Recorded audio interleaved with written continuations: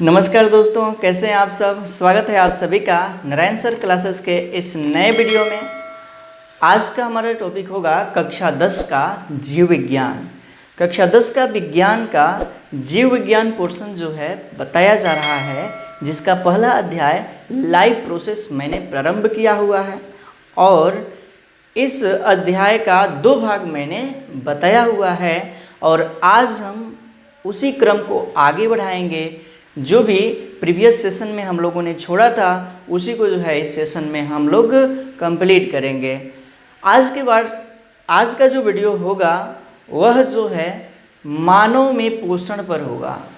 इससे पहले वाले प्रीवियस सेशन में हम लोगों ने पौधों में किस तरह से पोषण की क्रिया होती है, पौधे किस तरह से भोजन बनाते हैं, यानी कि प्रकाश संश्लेषण की क्रिया को खूब अच्छे से हम लोगों ने जाना है। इसके साथ ही साथ हम लोगों ने ये भी जाना है कि पौधे किस प्रक्रिया द्वारा CO2 ग्रहण करते हैं और इसके साथ ही साथ हम लोगों ने जंतुओं में पोषण के बारे में हम लोग जान रहे थे और वहाँ पे हमने बताया था अमीबा और पैरामीशियम में किस तरह से पोषण होता है, क्योंकि ये जीव एक कोशिकीय होते हैं और एक कोशिकीय जीवों में किसी भी प्रकार का ऑर्गन्स नहीं होता है, क्योंकि इसमें जो है केवल एक ही कोशिकाएं होती है और उसी कोशिका में जीवन संबंधित सभी क्रियाएं जैसे श्वसन, पोषण आदि क्रियाएं जो होती हैं कंप्लीट होती हैं। तो अमीबा और पैरामीशियम में हमने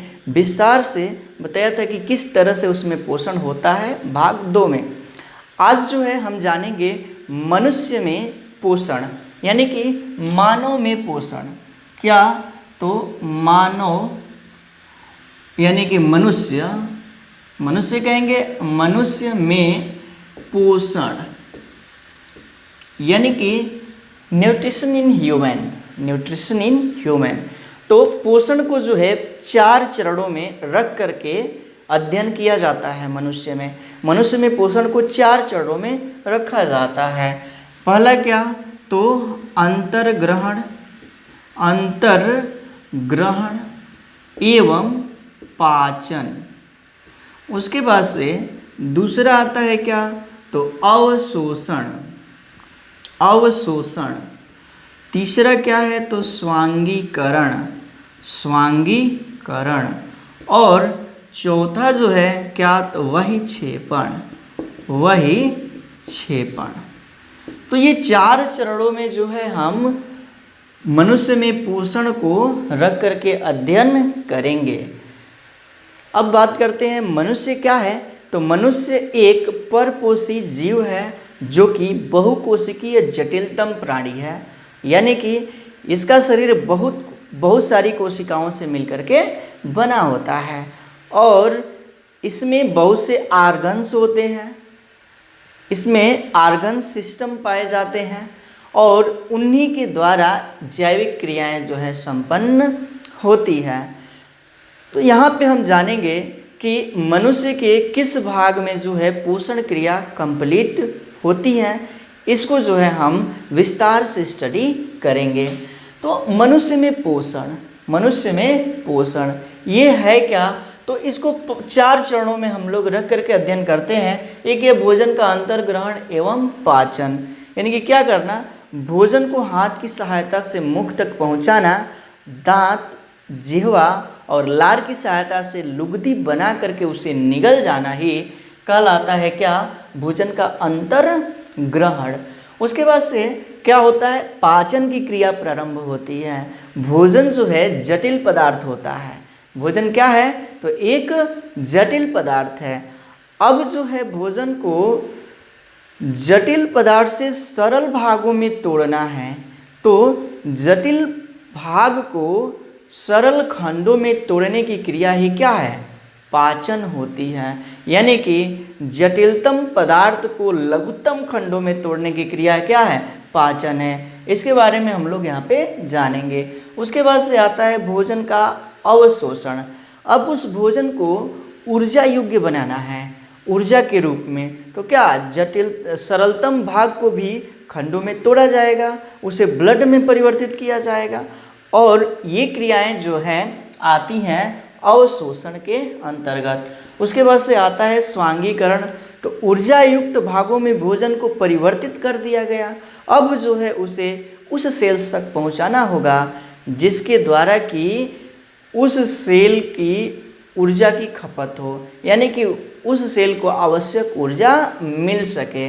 तो ये जो क्रिया आएंगी किसका, तो स्वांगीकरण का। उसके बाद से आता है बहिक्षेपण का।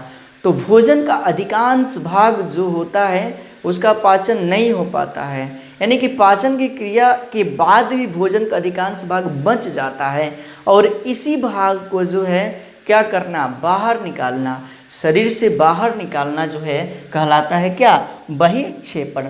इन्हीं भागों को जो है, पूरे भागों को जो है हम इस वीडियो में देखेंगे और उसके बाद से इसके बाद एक और वीडियो लेकर के आएंगे और वहाँ पे हम लोग इस चैप्टर को समाप्त कर देंगे। तो बने रहिए हमारे वीडियो में और वीडियो को लाइक कीजिए और बातें समझ में आ रही हैं तो एक बार कमेंट अवश्य कीजिए। तो प्रारंभ कर रहे हैं मनुष्य में पोषण। तो मनुष्य में पोषण जहाँ पे होता है उस भाग को कहा जाता है आहार नाल। आहार नाल यानी कि एलिमेंट्री कैनाल। और एलिमेंट्री कैनाल एक बड़ी नाल है जो लगभग में 11 मीटर लंबी होती है और कहाँ से कहाँ तक होती है, तो मुख से लेकर के गुदा द्वार तक, मुख से लेकर के गुदा द्वार तक जो है मनुष्य में एक बड़ी नाल फैली होती है और उसी को कहा जाता है एलिमेंट्री कैनाल यानी कि आहार नाल। और इसमें जितने भी अंग भोजन में भाग लेते हैं, भोजन के पाचन में, सभी अंग जो है उस आहार नाल के ही भाग होते हैं। जैसे कि मुख, मुख में भोजन जाता है, उसके बाद से ग्रसनी आता है, उसके बाद से जो है अमाशय, उसके बाद से जो है क्या, तो आपका आता है छोटी आंत, उसके बाद से आता है बड़ी आंत और उसके बाद से आता है क्या, एनस यानी कि गुदा द्वार। और इसके द्वारा जो है भोजन के बचे हुए भाग को बाहर निकाल दिया जाता है। तो यहाँ से यहाँ तक का जो फैला हुआ भाग है वो सभी जो है कहलाता है क्या, आहार नाल, जहाँ पर भोजन जाता है। और भोजन के पाचन में, भोजन को पचाने में जो है कुछ और भी शरीर के अंग भाग लेते हैं यानी कि सहायता करते हैं। ये होती हैं ग्रंथियाँ, जैसे कि लार ग्रंथियाँ, उसके बाद से जो है यकृत, उसके बाद से अग्नाशय। ये जो ग्रंथियाँ होती हैं भोजन के पाचन में हेल्प करती हैं यानी कि सहायता करती हैं। तो यहाँ पे अब हम जानेंगे क्या, तो मनुष्य में पोषण किस तरह से हो रहा है, मनुष्य में पोषण किस तरह से। तो सबसे पहली बात कि जैसे ही मुख के अंदर भोजन जाता है, हाथों की सहायता से मुख में भोजन को पहुंचाया जाता है, ये जो है ओठ है। और उसके बाद से क्या है कि जैसे ही मुख में भोजन जाता है, यहाँ पे जो है एक ग्रंथि पाई जाती है जिसको कहा जाता है लार ग्रंथि। क्या चीज़, तो लार ग्रंथि। इसमें से एक रस निकलता है और इसको कहा जाता है सालिवा। इसको जो है इसमें से एक रस निकलता है जिसमें पाया जाता है क्या चीज़, सालिवा। और उसकी सहायता से और जिह्वा की सहायता से और दांतों की सहायता से जो है क्या किया जाता है, तो उस भोजन को सूक्ष्म पार्टिकल्स में, छोटे कणों में तोड़ा जाता है। यहाँ पे भी क्या होता है, भोजन का पाचन होता है और यहाँ पर जो है कार्बोहाइड्रेट को ग्लूकोज में परिवर्तित किया जाता है। जैसे ही भोजन निगलने योग्य बन जाता है, अब जो है इस ट्रेकिया के द्वारा, इस ग्रसनी के द्वारा जो है भोजन को अमाशय तक पहुँचाया जाता है। ऐसे ही भोजन नहीं आ जाता है, यहाँ से एक क्रिया होती है, यहाँ पर एक क्रिया होती है जिसको कहा जाता है क्रमांकुचन, क्रमांकुचन। और इस क्रिया के द्वारा जो है ग्रसनी से होता हुआ भोजन आता है अमाशय में। अब जो है अमाशय में क्या होता है, तो अमाशय में एक प्रकार का रस बनता है जिसको कहा जाता है जठर रस। क्या, तो जठर रस। अमाशय में जो है एक रस बनता है जिसको कहते हैं जठर रस। इसमें मुख्य रूप से 3 पदार्थ होते हैं। कौन कौन सा, तो HCl हाइड्रोक्लोरिक अम्ल, उसके बाद से म्यूकस और श्लेष्मा।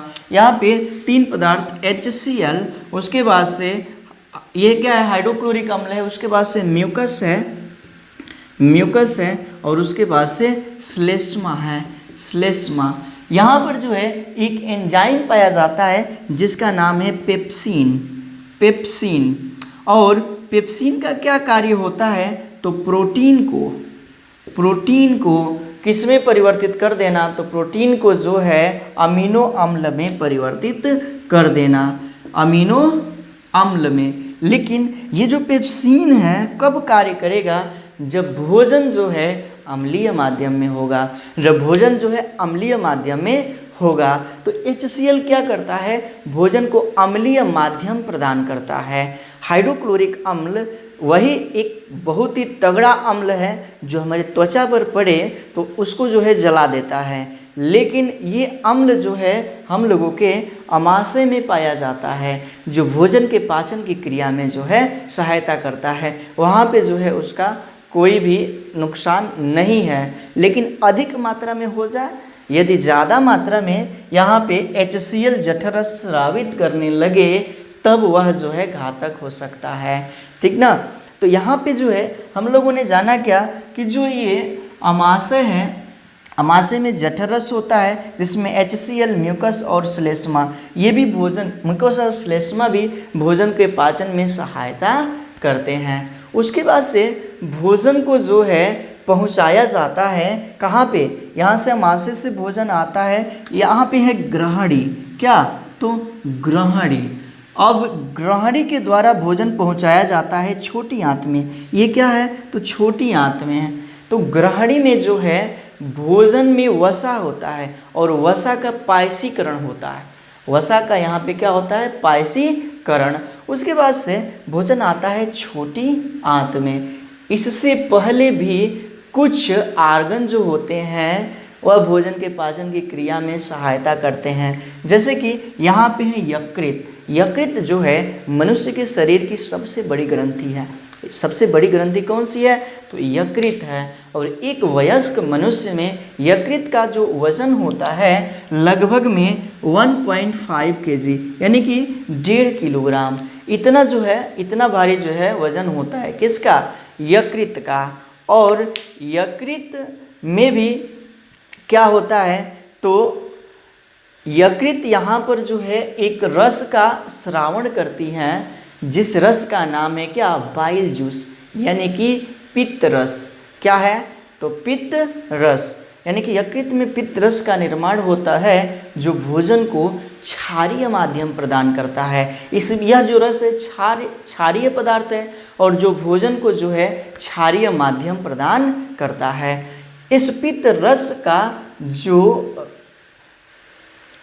कहाँ पे इकट्ठा होता है पित्त रस, तो पित्ताशय में। पित्त रस जो है पित्ताशय में एकत्रित होता है। यहाँ तक आपको समझना होगा।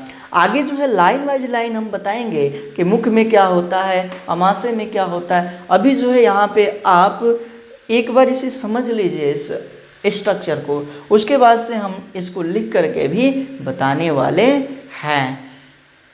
तो यहाँ पे क्या होता है कि पित्ताशय में पित्त रस का एकत्रित होता है, पित्त रस एकत्रित होता है जो भोजन को क्षारीय माध्यम प्रदान करता है। जैसे ही भोजन आता है कहाँ पे, तो छोटी आंत में। अब यहाँ पे भोजन को जब तक क्षारीय माध्यम नहीं करना होता है तब तक भोजन का पाचन नहीं हो पाता है। तो यही अग्नाशय से जो पित्त रस है क्या होता है, भोजन को यहाँ पे क्षारीय माध्यम प्रदान करता है।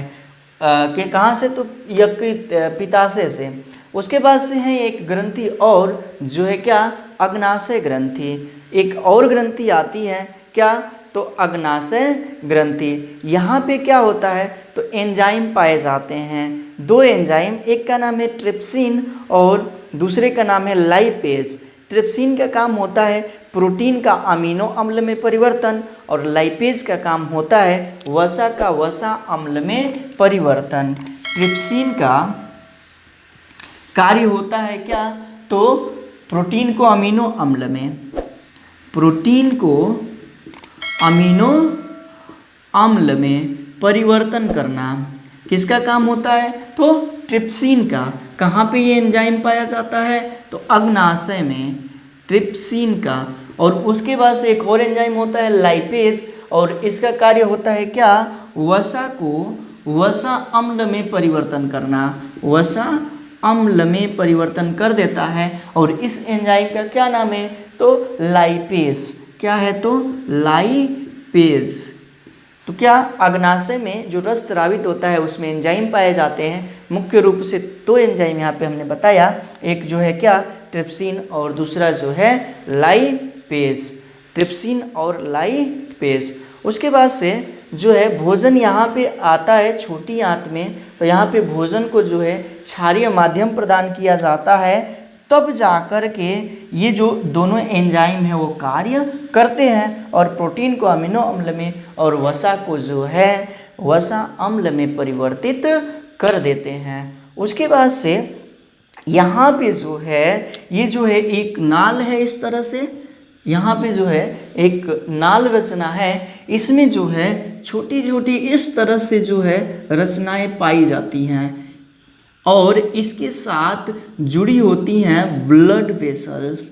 क्या चीज़? तो ब्लड वेसल्स। और यहीं से क्या होता है कि भोजन का पूर्णतः पाचन होता है और जो बचा हुआ भाग है वह जो है इस ब्लड वेसल्स में जाता है और जिसके द्वारा कि उस ऊर्जा को अन्य कोशिकाओं तक पहुंचाया जाता है, उस ऊर्जा को जो है अन्य कोशिकाओं तक पहुंचाया जाता है। और उसके बाद से भोजन आता है कहाँ पे? तो इस बड़ी आंत में। कहाँ पे? तो बड़ी आंत में भोजन आता है। यहाँ पे जल के द्वारा जल जो है यहाँ पे मिलता है और भोजन का क्या कहते हैं उस पार्ट का, पचे हुए भाग का जो है लिक्विड में परिवर्तित किया जाता है और उसके बाद से उस भोजन को रेक्टम के द्वारा बाहर निकाल दिया जाता है, यानी कि मल द्वार के द्वारा, एनस के द्वारा जो है बाहर निकाल दिया जाता है। और क्या हुआ? यहाँ से भोजन का पाचन हुआ और उसे मल द्वार द्वारा बाहर निकाला गया। यही क्रिया जो है संपूर्ण क्रिया कहलाती है। क्या? तो मानव में भोजन का पोषण या पाचन। यहाँ पे जो है एक अंग पाया जा रहा है जो क्या है? अपेंडिक्स है। बड़ी आंत के पास एक अंग पाया जाता है जो क्या है?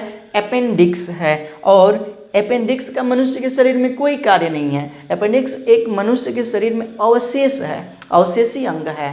और यह पुष्टि करता है कि मनुष्य का पूर्वज जो है उसमें ये अपेंडिक्स पाया जाता था और वह कार्य करता था। यह जंतुओं में पाया जाता है। क्यों? क्योंकि वहाँ पे जो है ये सेलुलोज का पाचन करता है, सेलुलोज का पाचन करता है। लेकिन मनुष्य में जो है अब इसका कोई कार्य नहीं रहा। कभी कभी जो है भोजन आ जाता है अपेंडिक्स में, जिस कारण कि हम लोगों के आंतों में बहुत तेज़ दर्द होता है और इसके द्वारा क्या किया जाता है? अब इस दर्द का निवारण के लिए इस अपेंडिक्स को काट करके बाहर निकाल दिया जाता है। तो इतनी सारी जो प्रोसेस है वह जो है मनुष्य के पोषण में होती हैं। अब एक एक अंग करके पढ़ेंगे कहाँ पे कौन सी क्रिया होती है। तो सबसे पहले भोजन कहाँ पे जाता है? तो मुख में। यहाँ पे हमने लिख भी रखा है। क्या? तो भोजन जो है सबसे पहले कहाँ जाता है? तो मुख में। देखिए मुख में जो है भोजन को हाथ के द्वारा ले जाया जाता है और उसके बाद से जो है भोजन का यहाँ पे मुलाकात होता है मुख में। किससे? तो जिह्वा से और दांतों से और लार ग्रंथियों से। लार ग्रंथियाँ अभी बताया क्या होती हैं? तो एक प्रकार का रस स्रावित करती हैं जिसे सालिवा कहा जाता है या उसे लाला रस कहा जाता है या उसे लार कहा जाता है, जो जिह्वा दांतों की सहायता से भोजन को लुगदी बनाता है। अब जो है यहाँ पे दांत होते हैं, जैसे कि मनुष्य ओट जैसे ही मुख खुलता है, ओट जो है दो होते हैं, एक ऊपर और एक नीचे। जैसे ही खुलता है भोजन जो है मुख के अंदर प्रवेश करता है। और उसके बाद से दांत होते हैं और मनुष्य में, एक वयस्क मनुष्य में दांतों की संख्या होती है 32। कितनी? तो दांतों की जो संख्या होती है वो होती है 32। एक और जानकारी ले लीजिए कि मनुष्य में 2 बार दांत आते हैं, 2 बार दांत आते हैं। एक बार जो है जन्म के बाद जो है दांत आता है, जिसकी संख्या होती है 20। इसको जो है दूध का दांत कहा जाता है। और जैसे ही दूध का दांत गिरता है और उसके बाद से वयस्क मनुष्य होता है और उसमें 32 दांत आ जाते हैं जो जीवन भर रहते हैं, यानी कि जब तक मनुष्य जीता है तब तक ये दांत रहते हैं। अब जो है दांतों की संख्या होती है 32, लेकिन इनको इनके कार्य के आधार पर 4 भागों में बांटा गया है। दांत को जो है कार्य के आधार पर 4 भागों में बांटा गया है। एक है इंसाइजर। इंसाइजर ये है क्या? तो हम लोगों के दांत के आगे जो दिखता है चौड़ा भाग, जो दिखता है चौड़ा वाला दांत, वह दांत है क्या? इंसाइजर। ये क्या करता है? तो भोजन को काटने का काम करता है। भोजन को काटने का काम कौन करता है? तो इंसाइजर। उसके बाद से दूसरा है क्या? कैनाइन। क्या? कैनाइन। हम लोगों के इस बगल में नुकीले दांत पाए जाएंगे, ऊपर और नीचे सभी में पाए जाते हैं नुकीले दांत। कैनाइन इसी को कहा जाता है और इसका कार्य होता है भोजन का चीरना फाड़ना। ये जो है जंतुओं में थोड़ा ज़्यादा नुकीला होता है और बाहर निकला होता है, जैसे कि कुत्तों में। मनुष्य में जो है लिमिट में होता है, फिर भी यह दांत मनुष्य में होता है और जिसका कार्य होता है क्या? कि चीज़? तो भोजन को चीरना यानी कि फाड़ना। उसके बाद से आता है क्या? तीसरा जो है प्रीमोलर। प्रीमोलर कैनाइन के बगल में जो चौड़े दांत पाए जाते हैं, जिसका कार्य होता है भोजन को पीसना, वह जो है क्या कहलाते हैं? प्रीमोलर। और प्रीमोलर के बगल में ही वैसे ही दांत देखने को मिलते हैं और जो क्या है? तो मोलर दांत है। और मोलर दांत को जो है कहा जाता है अक्लदाढ़, क्योंकि सबसे बाद में यही दांत आता है। यही सबसे बाद में दांत आता है 25-30 वर्ष की उम्र के आसपास जो है ये दांत आता है। इसका कार्य भी वही होता है, इसका कार्य कोई नहीं होता है, इसलिए अब इसे अवशेष माना जाता है कि मनुष्य के शरीर में यह दांत क्या है? तो अवशेष है। यहाँ तक हम लोगों ने जान लिया क्या? तो मनुष्य में पोषण कैसे होता है, भोजन का पाचन जो है आहार नाल में संपन्न होता है। उसके बाद से हम लोगों ने जाना कि आहार नाल में कौन कौन से अंग है। उसके बाद से जो है एक एक करके पढ़ना शुरू किया, तो मुख को जो है आज हमने बताया। आगे जो है अमाशय और छोटी आंत, बड़ी आंत और इनकी क्रियाओं के बारे में जो है अगले वीडियो में हम बात करेंगे। और अगला वीडियो जो है इस अध्याय का अंतिम अध्याय होगा। आज के वीडियो में इतना ही रहने देते हैं और मिलते हैं अगले वीडियो में। तब तक के लिए आप जो है हमारे चैनल को अभी तक सब्सक्राइब नहीं किए तो सब्सक्राइब कीजिए और बेल आइकन को भी प्रेस कर दीजिएगा और शेयर करना मत भूलिएगा। मिलते हैं अगले वीडियो में, तब तक के लिए जय हिंद।